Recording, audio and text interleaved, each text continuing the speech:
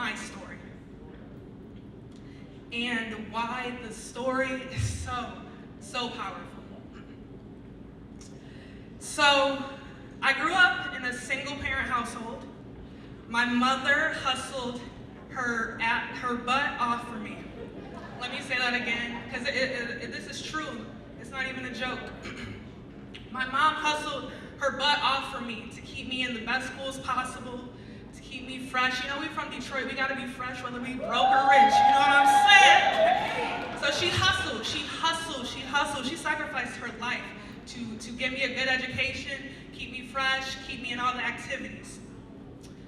But even given that, there was a lot of pain, right? There was a lot of triumphs that we went through. I remember my mom sleeping in our car because we didn't have a house, right? And shortly thereafter, I remember my mom taking out loans and mortgages in her savings account to buy us a condo on the water, on the golf course, so I could grow up like my Jewish friends. We lived out in the burbs. Took her whole savings, mortgage to buy the house. Now the house didn't have any furniture in it, but we had the house, you know what I'm saying? I remember coming home one night, and my mom was on the ground in like a fetal position crying. She had burned her whole arm because she was trying to light the furnace, so I didn't know the gas had got cut off. The flame flew back on her and she burned her arm. So growing up, in my head, I was always like, okay, I gotta pay my mom back, right? Like, she's going through all this for me, I gotta pay her back some type of way. And so by 16, the legal working age here in Michigan, I was a 4.5 GPA student. I say this very humbly. I was a 4.5 GPA student. I was a 3-sport athlete at my height. I know I don't look like an athlete no more, but I did 3 sports in high school. I worked 3 jobs on the weekends, 2 being at a sneaker store. So I would, trap sneakers out the back, make them pay me so they didn't have to stand in the line. I would do that on the weekends, and I also owned my own business. So this is all at 16 years old. So I owned a luxury sock business where I would go to sneaker events and sell these socks, bring home like 5K, 10K in one day. This is me at 16 years old, right? 16-year-old Casey, I'm living. I'm on Instagram, flexing. But I'm not allowing people, nobody knew the whole story, right? Nobody knew about my mom crying. Nobody knew we ain't really had no furniture in there. We had the same, you had that couch in college, didn't you? We had the same couch. Nobody knew the whole story, you know what I'm saying though? Bear with me. Nobody knew the whole story. They saw all the success and that's all I put out. That's all I put out to the world. So that's me at 16, 17 years old. 18 years old, it's time to go to college. And so I started reflecting a lot. These colleges ask you, so why should we let you in? What's your story? Who are you? So I'm like, dang, like who am I? Without all this little flex that I'm doing on Facebook, whatever, like who am I? And what's fueling me, right? And so I decided to tell my story. And now here's the part. I decided to tell my story, but that's not it, right? Understand who I told my story to. Now, everybody isn't worthy of your story. Everybody can't handle your story. Everybody doesn't care about your story, you know what I'm saying? Like the story I just told you guys, we've heard a lot of stories today. A lot of people have been through a lot of things. So me telling that story, you're like, okay, you good, girl, your mom was crying. You're like, okay? You know what I'm saying? So how do we find that audience? And my mama is right here. I just want to say thank you.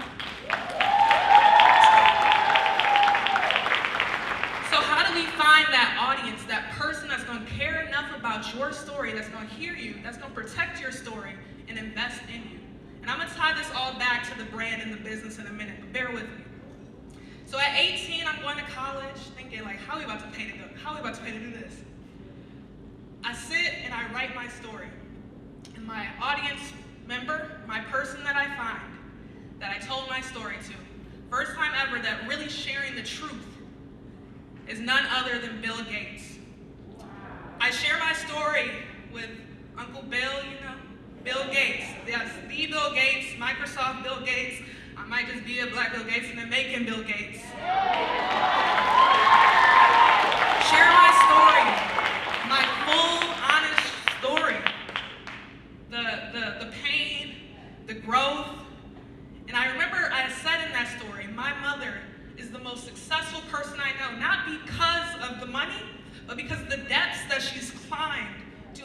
and that's how I judge success.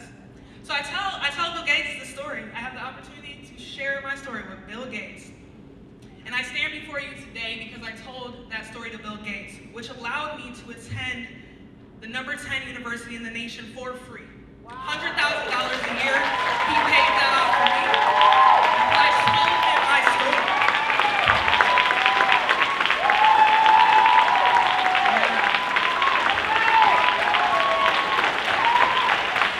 And I keep repeating, I humbly say all this, I humbly say it.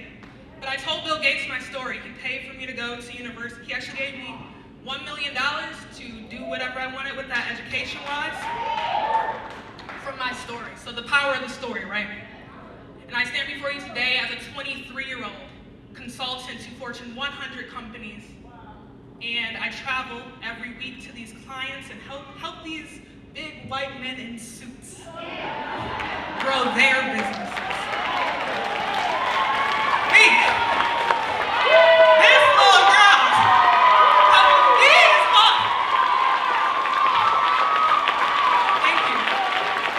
Thank you. But that wasn't enough for me, right? That wasn't enough for me.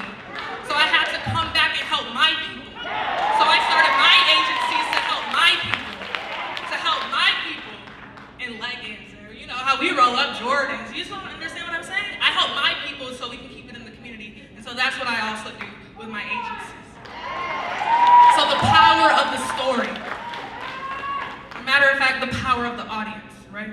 The power of the audience. And so let's go to